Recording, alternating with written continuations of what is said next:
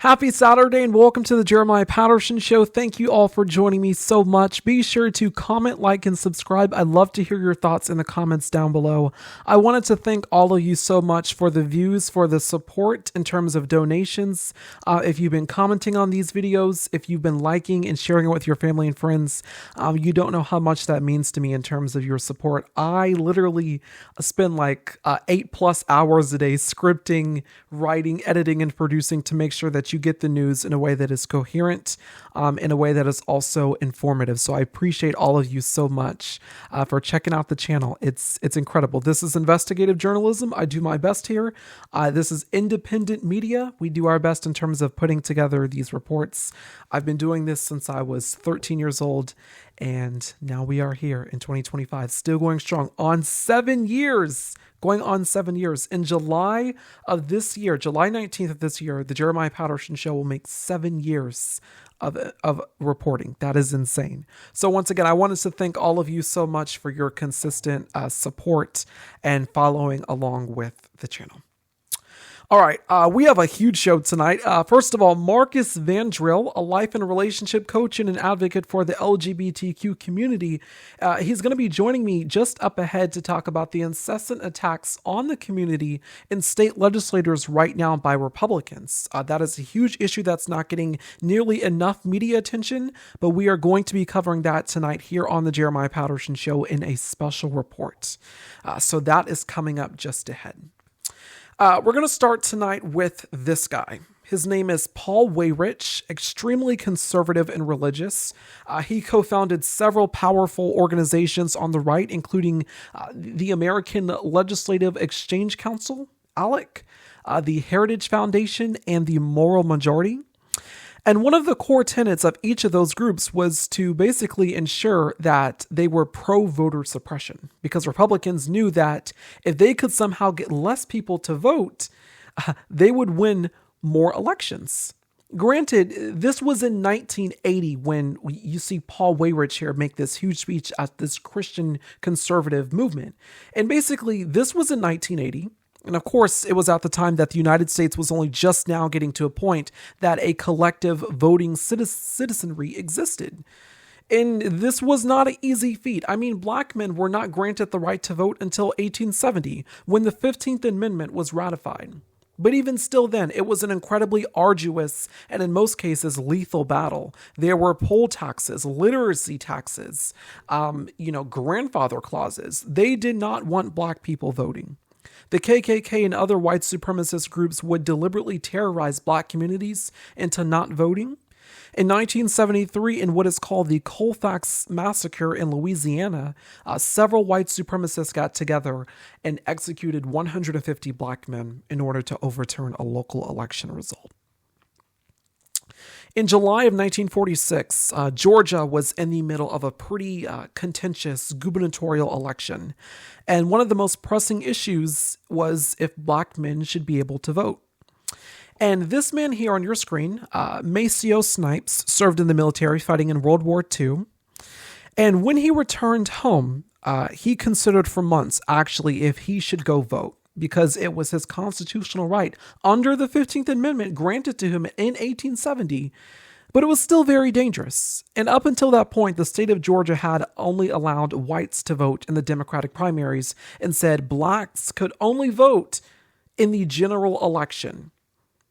Though that policy is inherently racist and federal courts struck it down in early 1946. So Maceo Snipes, seeing the two candidates here, one who was the two-term governor, Eugene Talmadge, who was in favor of reinstalling that all-white supremacy, all-white primary policy, and, essentially the somewhat progressive James Carmichael, he made the uniform decision that he indeed was going to vote.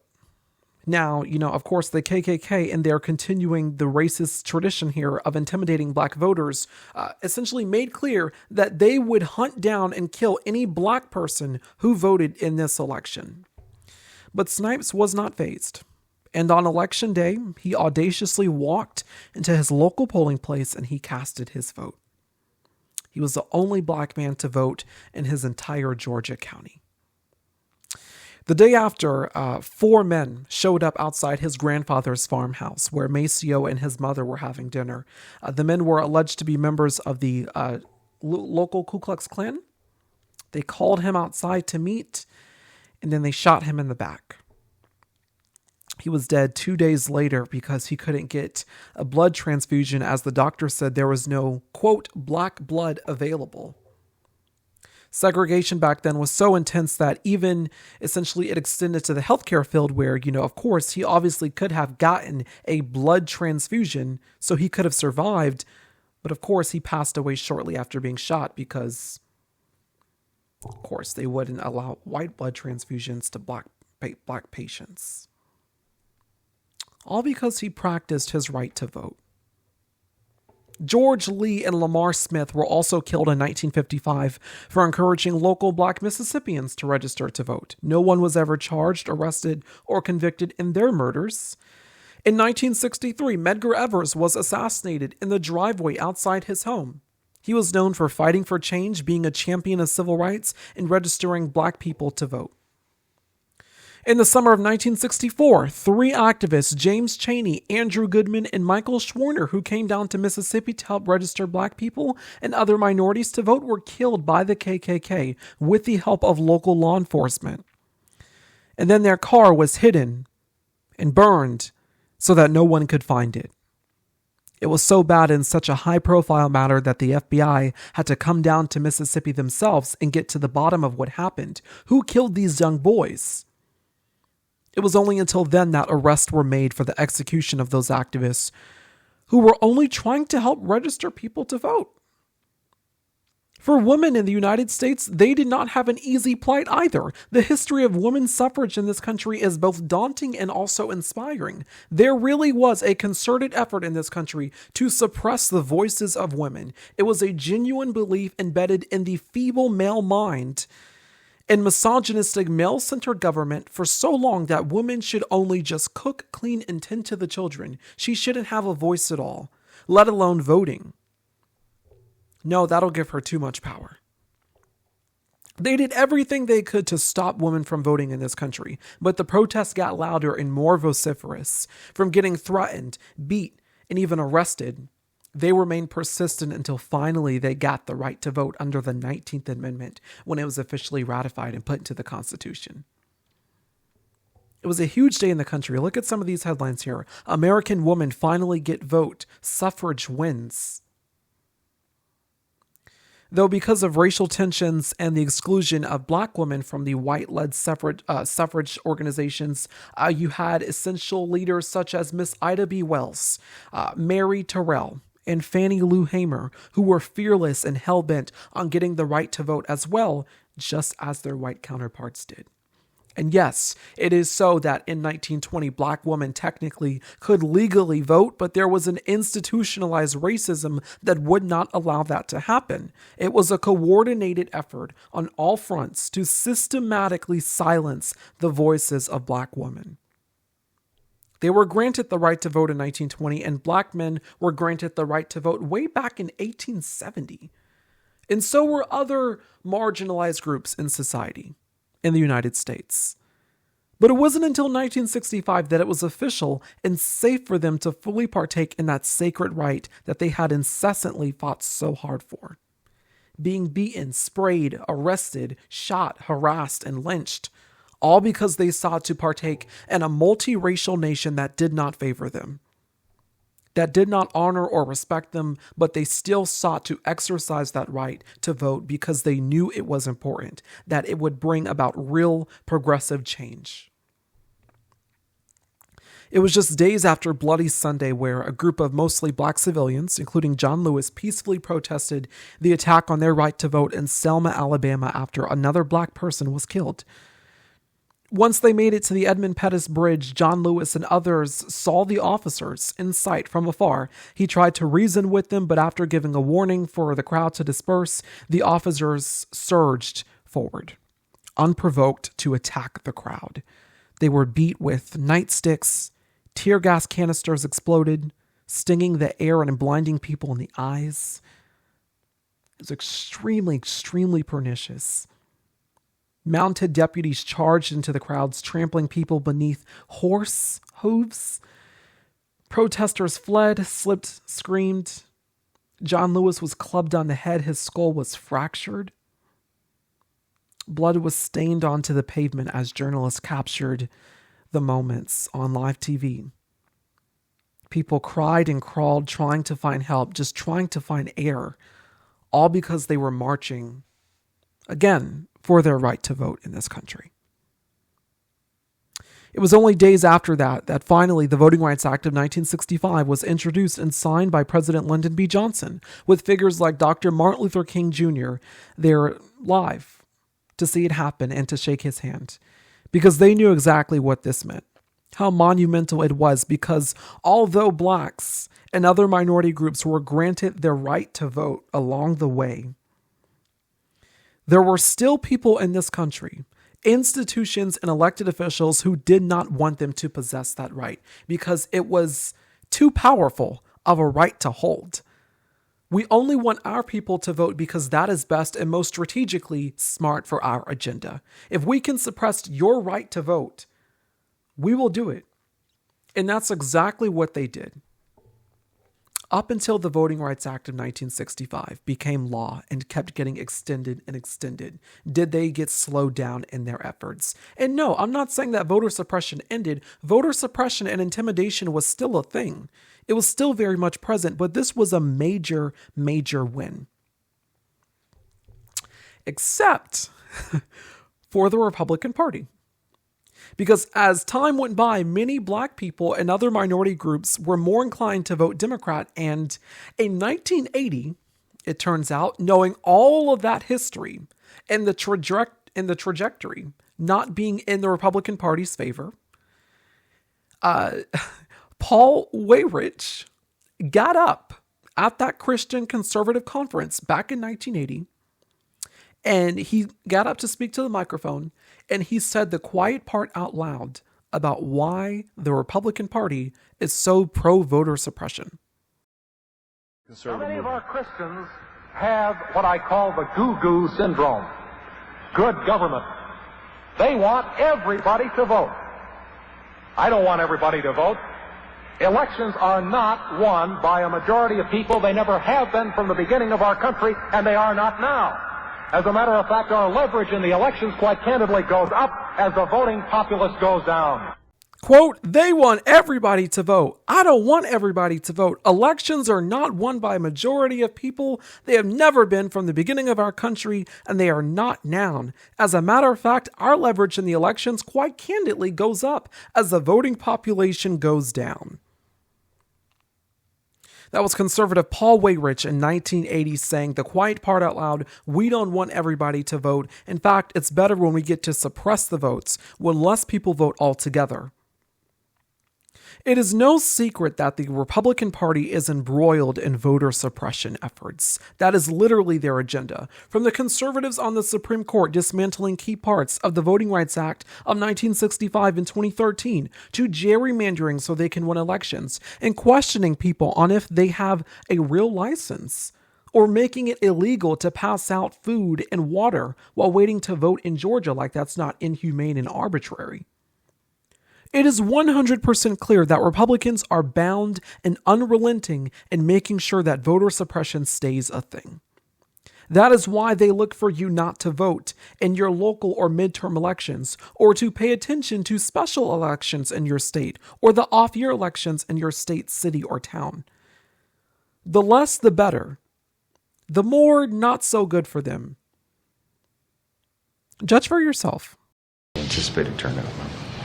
Well, we thought it would be 12, but it looked like it might be 18%. That'd be huge for us.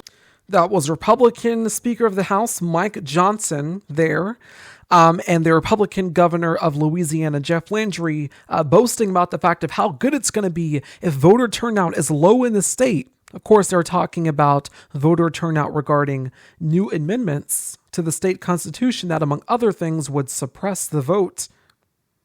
That is not how it turned out, though, for them, because Louisiana residents showed out and voted overwhelmingly against all 4 of the amendments that was proposed by Republican Governor Jeff Landry.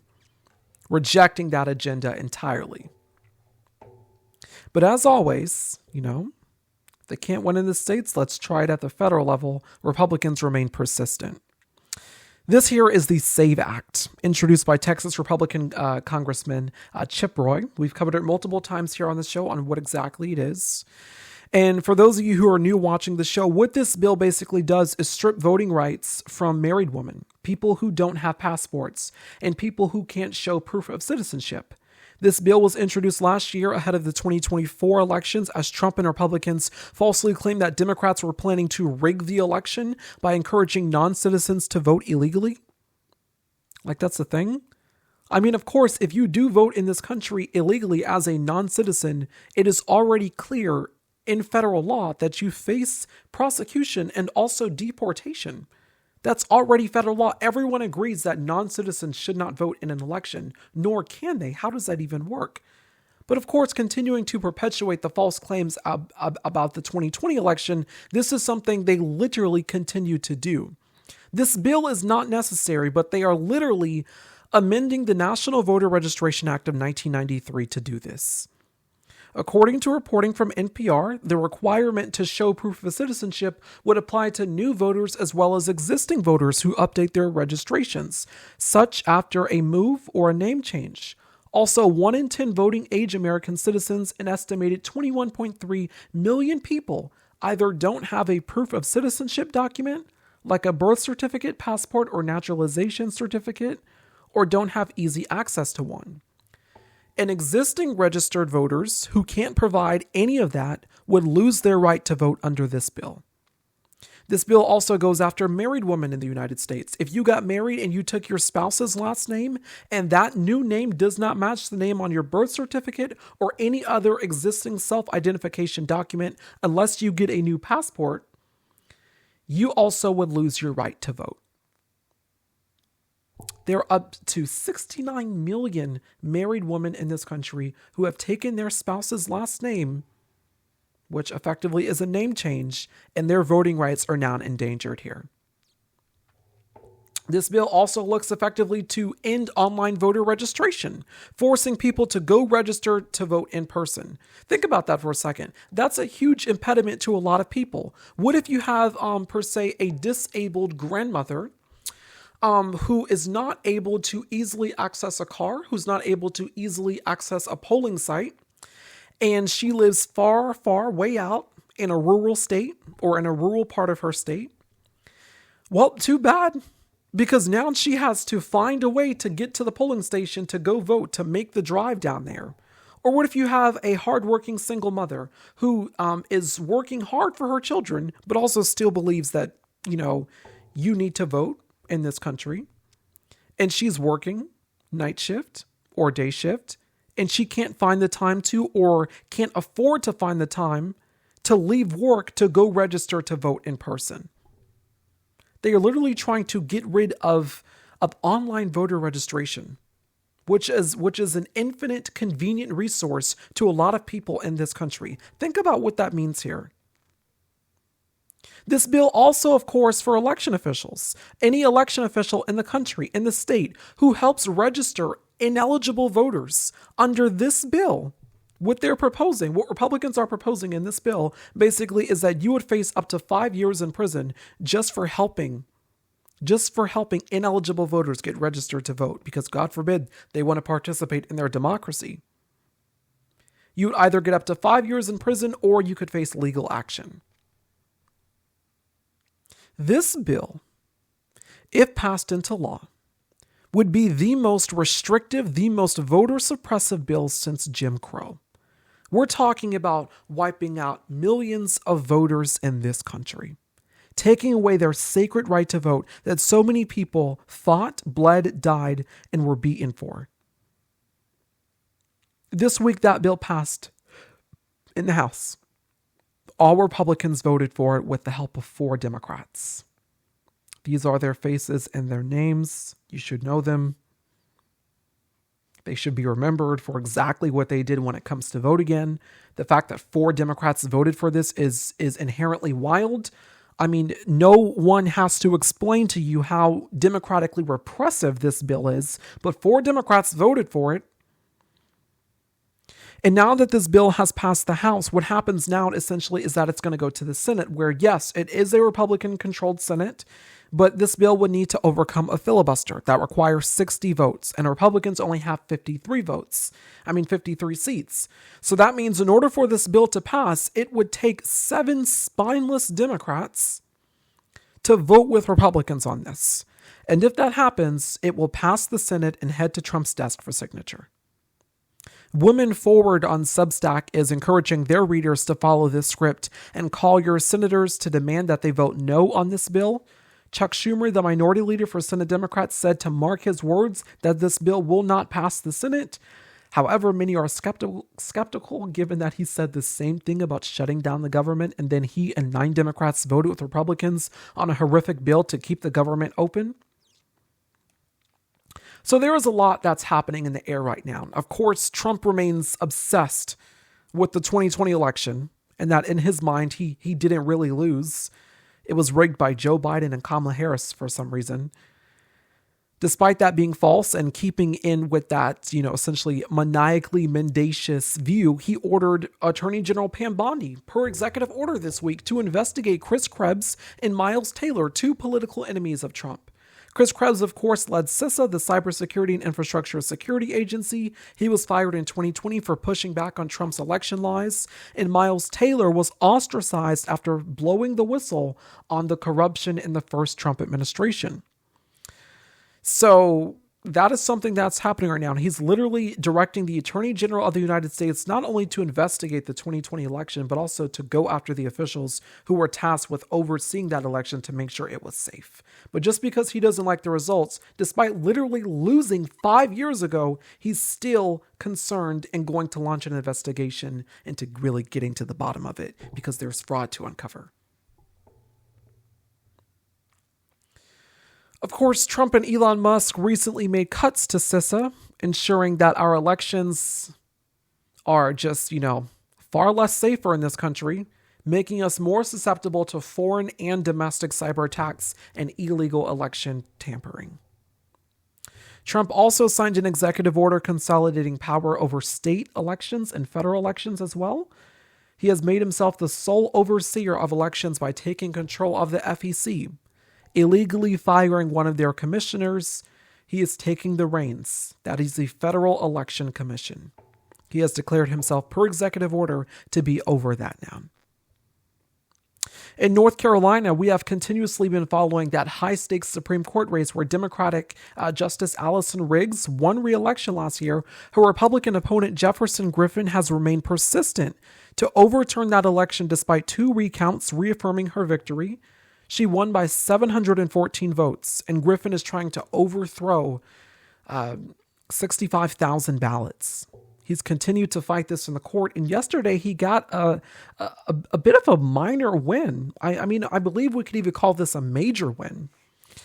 The North Carolina Supreme Court has ruled that some of the voters' ballots in this election will be tossed out, opening a path for Jefferson Griffin to potentially overturn his loss in that state Supreme Court race and effectively just be handed the seat. The court essentially has said that military and overseas voters will have 30 days to prove their identity in the cure process or their votes will be nullified. Democratic Associate Justice Anita Earls, who sits on the state's high court, told Politico, quote, "I expected that when the time came, our state courts surely would embrace the universally accepted principle that courts cannot change election outcomes by retroactively rewriting the law. I was wrong. By every measure, this is the most impactful election-related court decision our state has seen in decades." End quote. Of course, they are going to try to continue to fight this in the federal courts as the Democratic justice, of course, who won her seat, won re-election, Allison Riggs, is still fighting here. But know what this means. This is exactly what Republicans tried to do in 2020 at the federal level, but they failed. If they do this at the state and local level, they will implement this agenda across the country.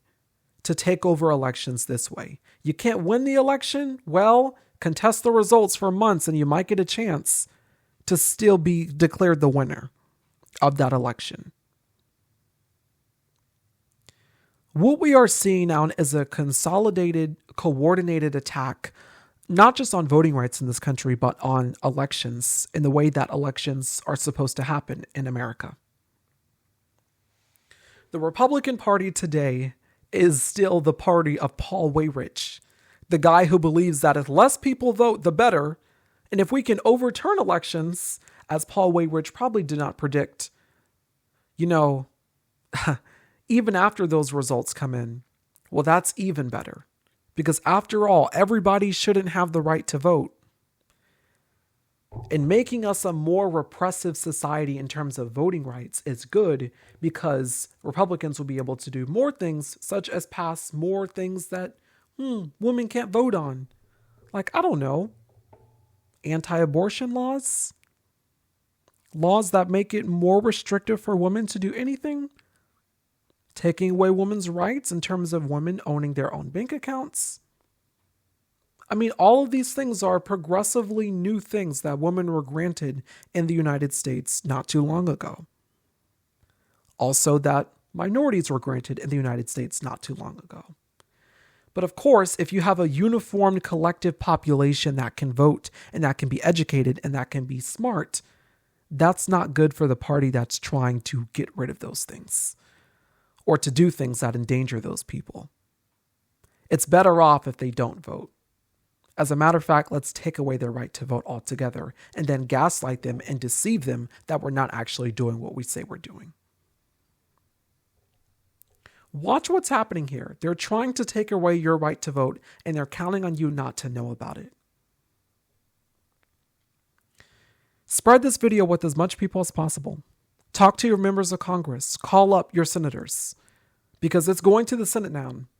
And 53 Republicans hold the Senate. It would only take 7 Democrats, literally 7 Democrats, to cave in and for this to become law.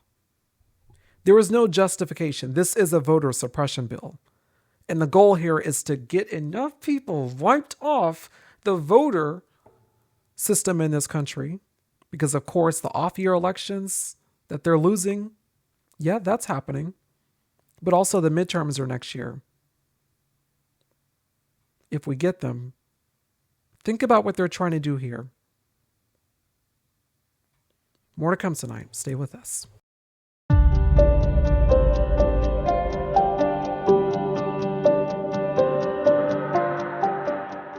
Since Donald Trump has taken office for his second term on January 20th, more than 300 anti-LGBTQ legislation has been introduced by state legislators. He himself has signed multiple executive orders attacking the community, and they have been a focus of his anti-DEI campaign as well. But it really is in the states where this is becoming more and more serious. Back in February, there was a bill introduced in the Iowa Republican state legislature to revoke the civil rights of trans people. Mass protests instantly ensued. Hundreds gathered to protest. You can see at this sign here, "Love thy neighbor" includes trans people. It's ironic that the party who preaches so much about, the principles of Christianity are so strongly antithetical to not only the teachings of Jesus Christ, but also the most important commandment in the Bible, which is to love each other as I have loved you. Amy Wichendahl is the state's first openly transgender elected to the state legislature, and she made a very serious speech, essentially warning about the fact of what this bill means and the ultimate goal here for Republicans in the state. Put this bill down today because this is not the end. Those think tanks will ask you again and again and again to remove rights and freedoms from your fellow Iowans until none remain. Yes, the goal here, of course, is to make it completely so that you're stripping away Iowans of their civil rights, or at least the ones that you don't want to include or the ones that you don't want to vote. That's how this works. You start with one community, attack them, denigrate them, revoke their civil rights, and by doing that, you can intimidate and use that same playbook for others. Of course, in 2009, the Iowa State Supreme Court unanimously upheld a lower court's ruling, making Iowa the third U.S. state to legalize same-sex marriage. 16 years later, they are on the opposite side of that fence. This bill did pass, and Iowa officially became the first state in the country to revoke the civil rights of transgender people. In Montana, Republicans in the state legislature were poised to do pretty much the same thing, essentially not fully revoking the transgender rights of trans people in that state, but essentially reducing, their civil liberties to what they could do in the state. Democratic Congresswoman Zoe Zafire, who is openly trans, stood up and gave this remarkably moving speech. And watch what happens at the end. Watch closely what happens at the end here. Representative Zephyr. Thank you, Madam Chair.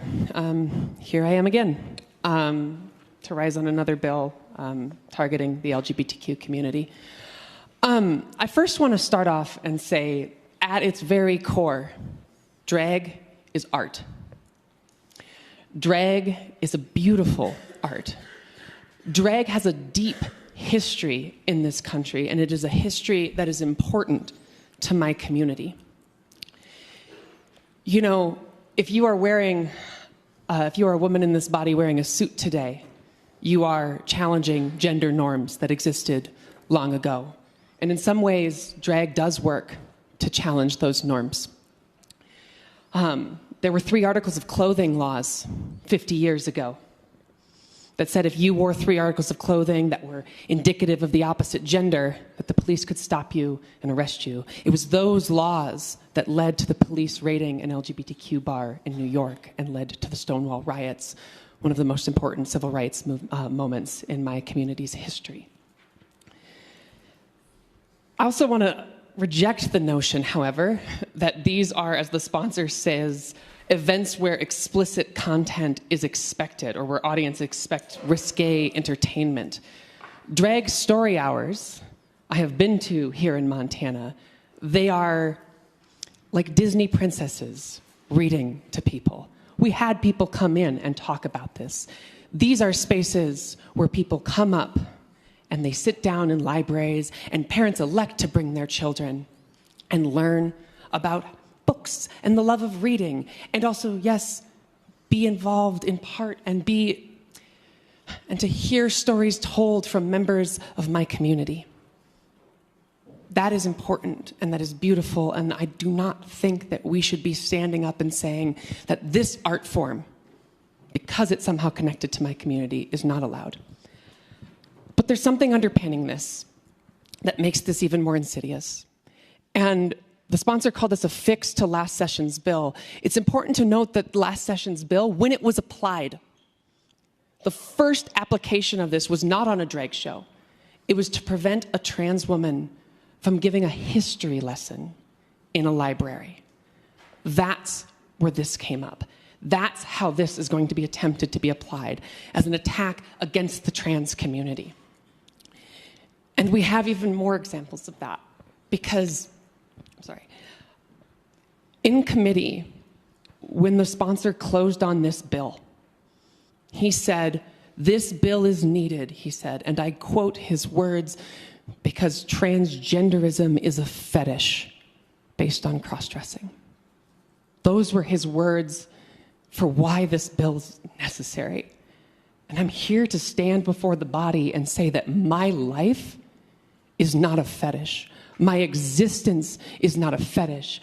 I was proud less than a month ago to have my son up in the gallery here. Many of you on the other side met him. When I go to walk him to school, that is not a lascivious display. That is not a fetish. That is my family. This is what these bills are trying to come after. Not obscene shows somehow getting in front of children. We have the Miller test for that. We have laws for that. This is a way to target the trans community, and that is my opinion and in the speaker's own words. Please vote no. Further discussion, Representative Essman. Thank you, Madam Chair, to speak to the bill. Representative. I'm speaking as a parent and a grandmother, And I'm very emotional because I know the representative in C20 is also a parent. No matter what you think of that, she is doing her best to raise a child. I did my best to raise my children as I saw fit, and I'm taking it for granted that my children are going to raise my grandchildren as they see fit. Everybody in here talks about how important parental rights are. I want to tell you, in addition to parental rights, parental responsibility is also important. And if you can't trust a decent parent to decide where and when their kids should see what, then we have a bigger problem. So I advise you all to vote about parental rights, parental responsibility. And remember, we already have indecency laws in this state. We voted on one, I don't know, earlier this week, last week, sometime during the session. We all wanted to make sure we knew what indecent was, and now we know. Trust the parents to do what's right and stop these crazy bills. They're a waste of time. They're a waste of energy. We should be working on property tax relief and not doing this sort of business on the floor of this House and having to even talk about this. Please vote no. Question now arises on the motion of Representative C. Hinkle that when this committee does rise and report after having had under consideration House Bill 675, it recommend the same do pass. Those in favor of the motion vote aye. Those opposed vote no. Are there absentee votes? None, Madam Chair. Has every member voted? Does any member wish to change their vote? If not, the clerk will record the vote. Madam Chair, 44 representatives have voted aye, 55 have voted no. House Bill 675 has failed to pass second reading. 13 Republicans flipped and voted against this anti-trans bill in the state of Montana. 13. Sometimes change is slow, sometimes change is small, but all the progress counts. I spoke with Marcus Vandrell a couple weeks ago about this and essentially about also the attacks on the LGBTQ community. He's a life and relationship coach out of Australia, as well as an advocate for the community. This was our interview. Joining me now for the interview is Marcus Vandrell. He's a life and relationship coach and an advocate for the LGBTQ community. Thank you so much for coming on the show. It's nice to be here, Jeremiah. I wanted to bring you on the show to get your perspective on something that's happening here in the States. That's highly concerning. Republicans in Iowa have just stripped away civil rights protections for trans people as anti-LGBTQ attacks are ramping up across the United States. What do you make about this regression for the community in the United States, looking at this from someone who's in Australia? Yeah, it's really interesting. I am literally on the other side of the world, and I just don't feel it's impacting people in America. Of course, I'm not directly influenced by it, by all of the decisions that are being made, but it's definitely having an impact of the mental health and well-being of the LGBTQ plus community here. What you can see is that this rhetoric and these kind of actions are not solely happening in the United States, but what is happening is that this kind of attitude is empowering others in the rest of the world to step up and start to express their views, which are really full of hatred and division. The United States Supreme Court legalized gay marriage back in 2013, and there's reporting that it could be overturned with the supermajority that's on the court right now. And there is an all-out attack on LGBTQ plus rights, and I feel that it's part of a broader war on essentially the community meant to energize not just those who are, homophobic and transphobic, but also to energize the Republican base as this being something that's extremely, worth in terms of political attacks. How can the community and its allies effectively counteract these attacks?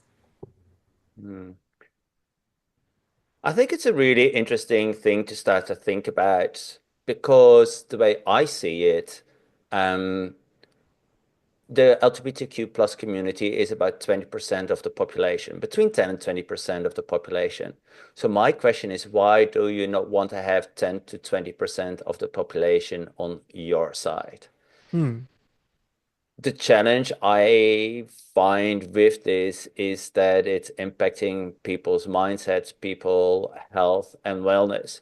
And if people are living in fear, they're not going to be as productive and successful as if they were free to express themselves and free to be themselves. And as a result, they would be more motivated to contribute towards society, towards work.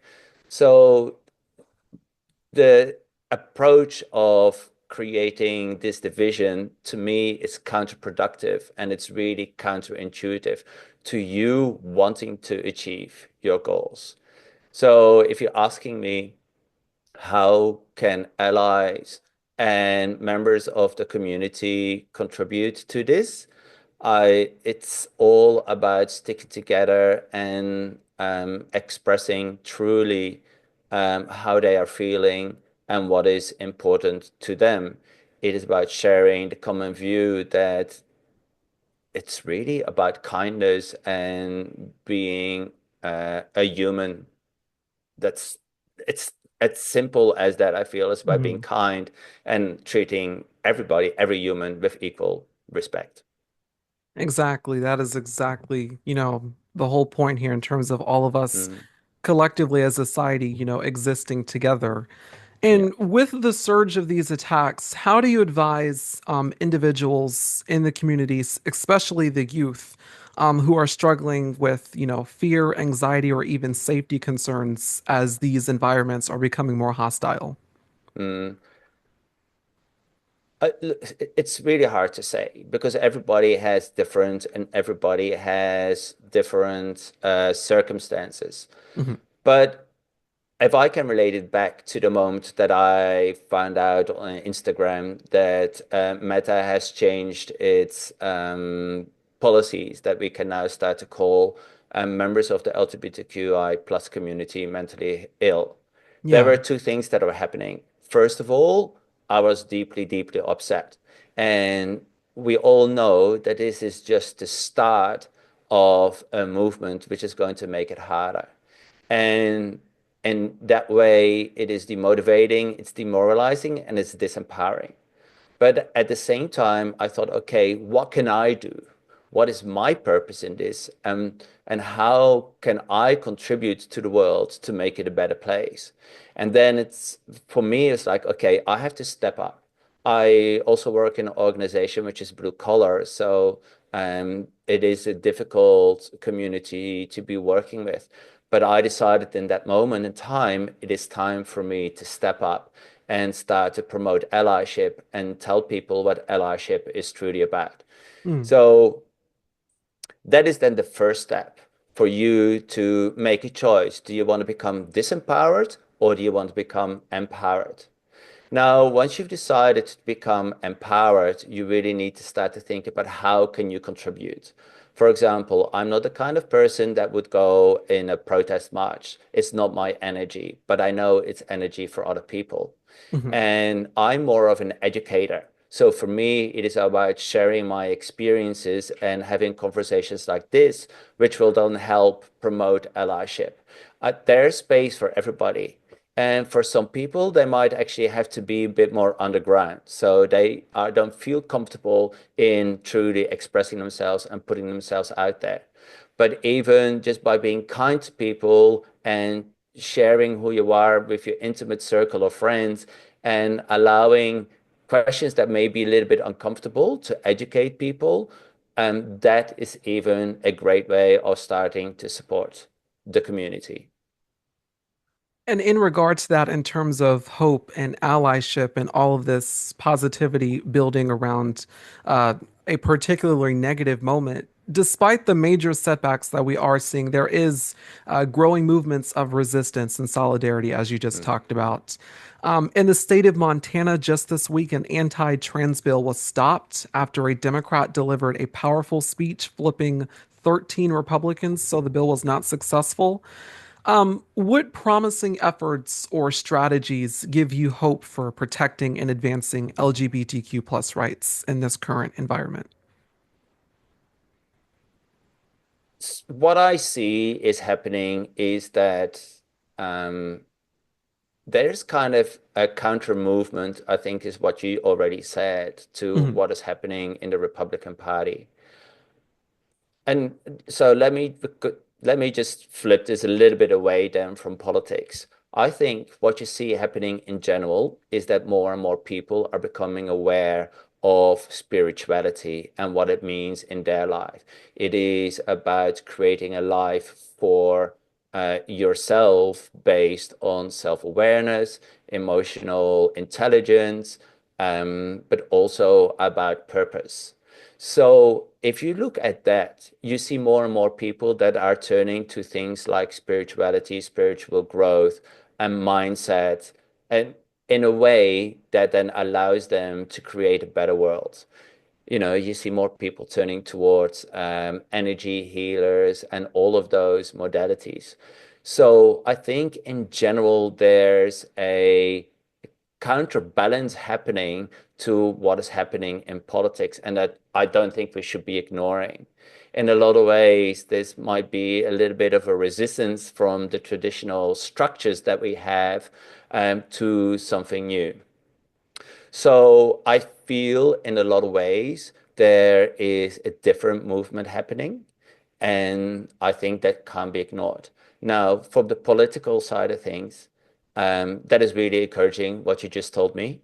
I'm not completely aware of the things that are happening in the United States. Like that, it's a detail that I wasn't aware of.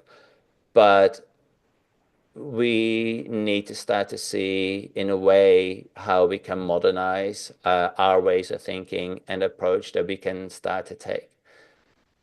Another great example is I put a post out in my organization, and it was about me telling my story as a result of the meta decision.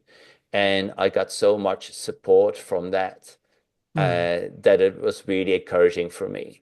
So you can make emotional appeals that people cannot really argue against. If you tell your experience, people cannot argue against that. And that might be an approach to take moving forward. Once again, my guest is Marcus Van Drill. He's a life and relationship coach. He's also an advocate for the LGBTQ community. Mr. Van Drill, thank you so much for coming on the show, giving us, of course, an invaluable perspective to me and my audience. You're welcome. So I just wrote a book. It's called Resistance, a strategic guide on how to fight back, defend democracy, and avoid a Trump dictatorship. A lot of people have been feeling heartache and despair and despondency after the 2024 election, and that definitely is widely understandable, especially when you consider the guy who's literally about to be sworn in as president as someone who said that he was going to terminate the Constitution and be a dictator on day one. So in my new book, Resistance, what you get is 7 rules on how to defend democracy, to avoid authoritarianism, and how to literally fight back. It is compelling, richly historic, and a call to action. Resistance, out now. The link is in my bio. It's in my link tree. And once you click on the link tree link, you have like 3 different versions of the book pop up. Get your copy today. So I'm a really big promoter here on the show of watching your local news, but it's also equally important to watch your national news because you need to know what's happening from the geopolitical landscape. And there was something that happened last Friday, actually, that was just completely incredible. We've covered this multiple times here on the show about South Korea, essentially what happened in that country where the president last year declared martial law. And of course, South Koreans, remembering their history, rallied in the streets. Legislators climbed over the fences where the military essentially was blocking them to go in and to unanimously vote against this, to cancel martial law. Of course, doing that, he thought that he was just going to stay in office. But as a Democratic representative said in Congress there, you have to be held accountable for this. And of course, impeachment articles went through. Everybody went through essentially to hold him accountable for what he did. And last Friday, South Koreans essentially were holding their breath as they were waiting to see what the decision was going to be from the South Korean Supreme Court, because this case then went to them to see if they were going to remove him from office. This was the live reaction here. This is reporting from BBC News. It's absolutely remarkable. I thought you should hear this to end off the show with some good news here. Watch. It was a nervous wait. At 11 a.m., the city stopped to watch, and then this.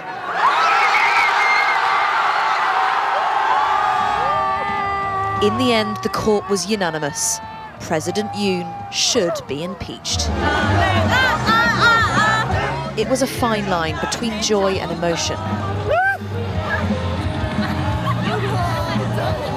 So much, they felt, was at stake.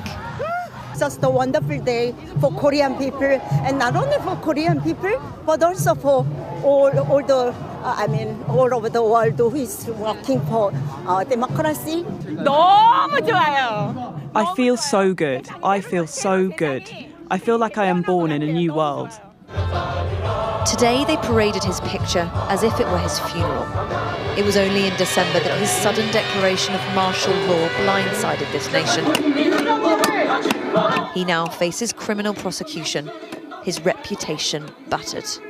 There is a real sense of jubilation here, but there is relief too, because amidst the party atmosphere, there's a sense that people felt they were on something of a precipice, that if this hadn't gone their way, the consequences would have been far more broad than just who holds power. They're cheering Kim Sang-wook's name here, a man who says freedom itself was at stake. He was the only member of Yoon's party to defy instructions and vote on his leader's impeachment.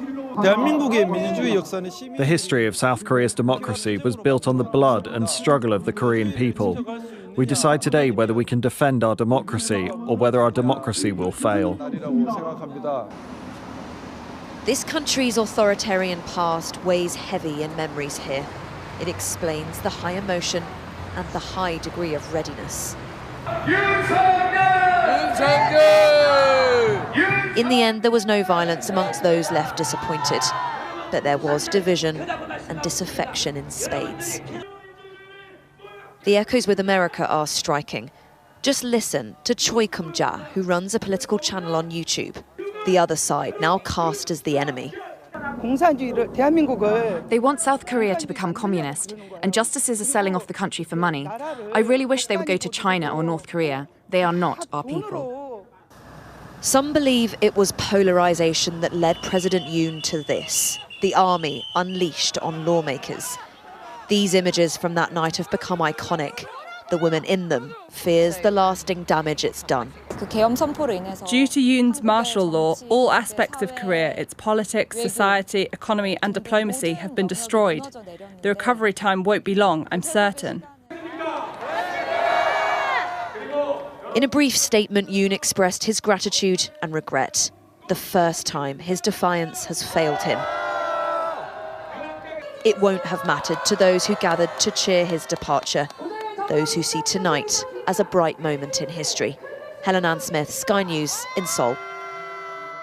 I know we are going through our own democratic turmoil here, but it's always good to see what's happening overseas and to see that other countries are able to fight off fascism and a dictatorship and an oligarchy and a wannabe strongman to stay in power, despite him obviously being strongly unpopular and under investigation for scandal.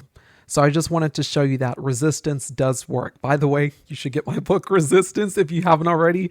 It's Resistance, a strategic guide on how to fight back, defend democracy, and avoid a Trump dictatorship.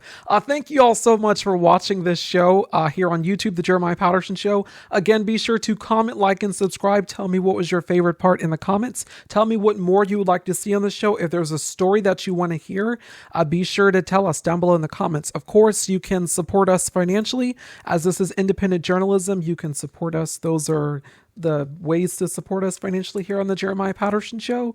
Because we are independent media, we do rely on your donations to continue this crucial work.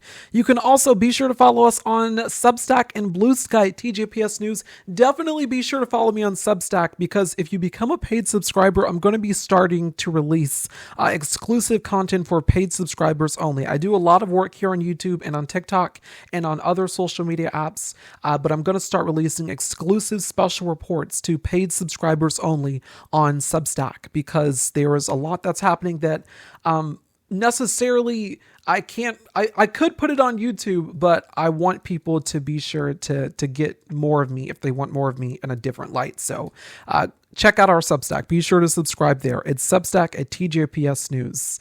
That's going to do it for me today, this Saturday. I will see you again tomorrow on the Jeremiah Patterson Show for our Sunday show, where we're going to be talking about a bill that just passed in the House that's effectively going to curtail the judicial branch and their operations to effectively stop what this administration is doing.